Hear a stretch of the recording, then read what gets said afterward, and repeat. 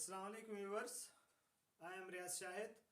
आज हम पढ़ेंगे अज़ीमुतल क्वांटम नंबर के बारे में। इससे पहले के लेक्चर में हम क्वांटम नंबर्स और प्रिंसिपल क्वांटम नंबर के बारे में हम पढ़ चुके हैं। आज अज़ीमुतल क्वांटम नंबर के बारे में पढ़ेंगे। The number which determines the shape of an orbital and energy of electron is called azimuthal quantum number.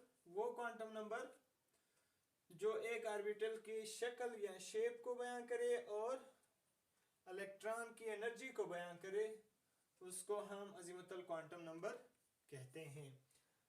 It is shown by L, इसको हम जाहिर करते हैं, डिनोट करते हैं स्मॉल एल से। Its values are always positive and in small whole number. Azimuthal quantum number L की value हमेशा पॉजिटिव होती है और स्मॉल होल नंबर यानी मुकम्मल आदाद हैं। Its values range from L is equal to 0, 1, 2, 3 n-1। इसकी वैल्यूज यानी होल नंबर है, मुकम्मल आदाद है, 0 से स्टार्ट है। n-1 यानी n हमारे पास है प्रिंसिपल क्वांटम नंबर। l की वैल्यू n से एक कम होगी। इस टेबल को समझते हैं। पहले टेबल को हमारे पास है principal quantum number n, azimuthal quantum number l और सब शेल्स हैं। इफ अगर n इज इक्वल टू 1 हो तो हमारे पास यानी प्रिंसिपल क्वांटम नंबर 1 हो तो हमारे पास अज़ीमुतल क्वांटम नंबर की वैल्यू 0 होगी और सब शेल जो होगा वो s होगा। ठीक है। इसके बाद अगर n की वैल्यू 2 हो तो l की वैल्यू 1 होगी, यानी हमारे पास p सब शेल होगा। अगर n इज इक्वल टू 3 हो यानी प्रिंसिपल क्वांटम नंबर 3 हो और अज़ीमुतल क्वांटम नंबर l हमारे पास 2 हो तो ये हमारे पास d सब शेल होगा। इसके बाद n इज इक्वल टू 4 हो, l इज इक्वल टू 3 हो तो हमारे पास f सब शेल आएगा। अगर n इज इक्वल टू 5 हो और l इज इक्वल टू 4 हो तो हमारे पास g सब शेल आएगा। n इज इक्वल टू 6 हो और l इज इक्वल टू 5 हो तो हमारे पास h सब शेल आएगा। यानी l की वैल्यू अज़ीमुतल क्वांटम नंबर की value principal quantum number n से एक कम होगी। यहाँ पे n इज इक्वल टू 2 है तो यहाँ पे l इज इक्वल टू 1 होगा। n इज इक्वल टू 3 है तो यहाँ पे l इज इक्वल टू 2 होगा। n इज इक्वल टू 4 है तो हमारे पास l की वैल्यू 3 आएगी। इस तरह 5 है तो 4 आएगी, 6 है तो 5 आएगी और ये सब शेल होंगे। इसके बाद हमारे पास शेल के बारे में हम पहले ही पढ़ चुके हैं कि शेल होते हैं। सबसे पहले शेल होते हैं, इसको हमने छोटा किया था, यानी शेल के बारे में के अंदर सब शेल होते हैं, सब शेल के अंदर ऑर्बिटल्स होते हैं। ठीक है। इसके बाद सेकंड टेबल की तरफ आते हैं। वैल्यू ऑफ l यानी अज़ीमुतल क्वांटम नंबर की वैल्यू 0, 1, 2, 3, 4, 5 और लेटर यूज यानी इसकी जगह यानी इसकी जगह हम लेटर्स भी यूज कर सकते हैं। यानी अगर l इज इक्वल टू 0 तो हमारे पास s सब शेल होगा। अगर 1 हो तो p सब शेल होगा।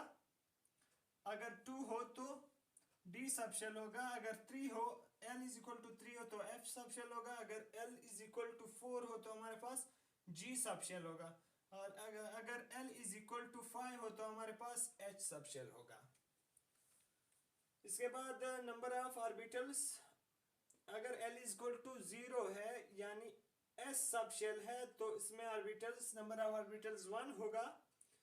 अगर p है तो 3 होगा। अगर d है तो 5 होगा। अगर f है तो 7 होगा। अगर g है तो 9 होगा। अगर h है तो 11 होगा। इसके बाद इसको हम यूं जाहिर कर सकते हैं कि नंबर ऑफ ऑर्बिटल्स, ये हमारे पास l की वैल्यू है, 0 से स्टार्ट है। ये +1 +2 +3 +4 -1 -2 -3 -4 एंड सो ऑन, इस तरह b बढ़ते चले जाएंगे, इस तरह b बढ़ते चले जाएंगे। अगर 0 हमारे पास तो s ऑर्बिटल होगा, ये 0 है हमारे पास, तो हमारे पास ऑर्बिटल जो है वो s होगा। s में यानी सब शेल हमारे पास s है, तो s में हमारे पास ऑर्बिटल कितने होंगे, यानी 1 ऑर्बिटल होगा।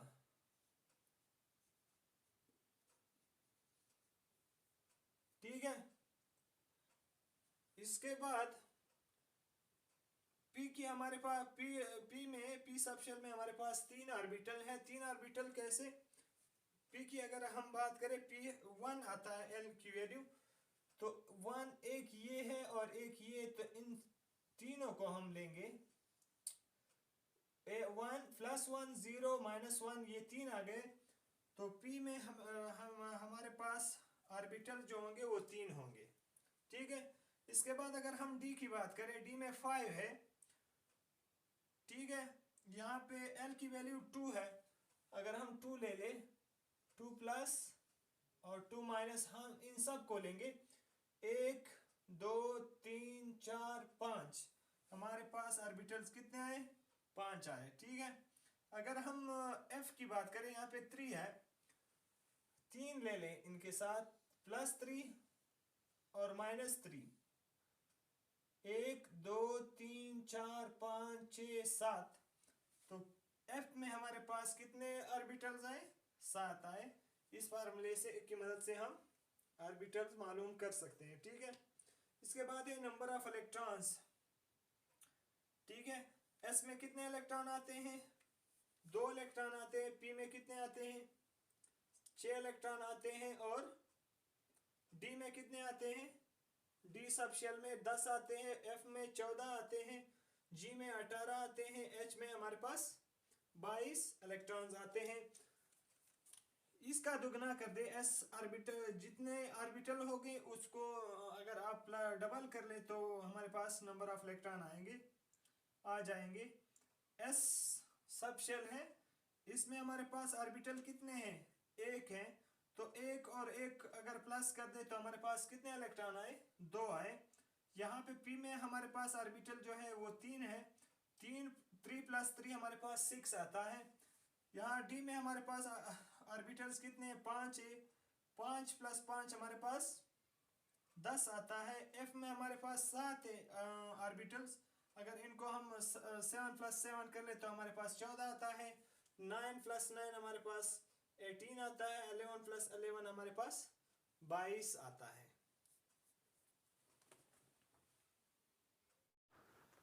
अज़ीमुथल क्वांटम नंबर को आगे बढ़ाते हैं। The total number of orbitals in a subshell can be determined by the formula 2l + 1। किसी भी सबशेल में ऑर्बिटल्स की तादाद को हम इस फार्मूले के ज़रिए मालूम कर सकते हैं। 2l + 1, यहाँ पे l हमारे पास अज़ीमुथल क्वांटम नंबर है। एग्जांपल्स लेते हैं। s सबशेल में कितने ऑर्बिटल्स आते हैं, p सबशेल में कितने ऑर्बिटल्स आते हैं, d सबशेल में कितने ऑर्बिटल्स आते हैं और f सबशेल में कितने ऑर्बिटल्स आते हैं। इस फार्मूले के ज़रिए हम कैलकुलेट करते हैं। चूँकि इससे पहले के टेबल में मैंने आपको बताया था s का जो s सबशेल का जो अज़ीमुथल क्वांटम नंबर l है वो 0 है, p का 1 है, p = 1, d = 2, f = 3 है हमारे पास।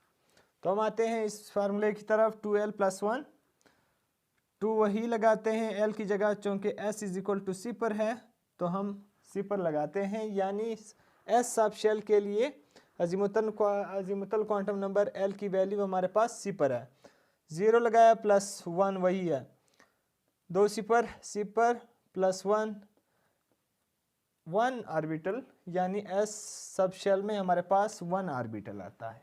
ठीक है, p की तरफ आते हैं। 2l + 1, 2 वही है, l की जगह हम 1 लिखेंगे क्योंकि हमारे पास p सब शेल के लिए l की वैल्यू हमारे पास 1 है, +1 वही लगाते हैं। 2 × 2 + 1, यानी +1 इज इक्वल टू 3 ऑर्बिटल्स हमारे पास p सब शेल में आते हैं। इसके बाद d की तरफ आते हैं 2l + 1, l की जगह हम वही 2 लगाते हैं। d के लिए l की वैल्यू 2 है तो +1 2 दूनी 4 +1 इज इक्वल टू 5 ऑर्बिटल्स हमारे पास d सब शेल में आते हैं। f सब शेल की तरफ आते हैं 2l + 1, l की जगह हम 3 लगाते हैं, 3 दूनी 6 +1 7 ऑर्बिटल्स हमारे पास f सब शेल में आते हैं। इसके बाद the total number of electrons in a sub shell can be calculated by the formula.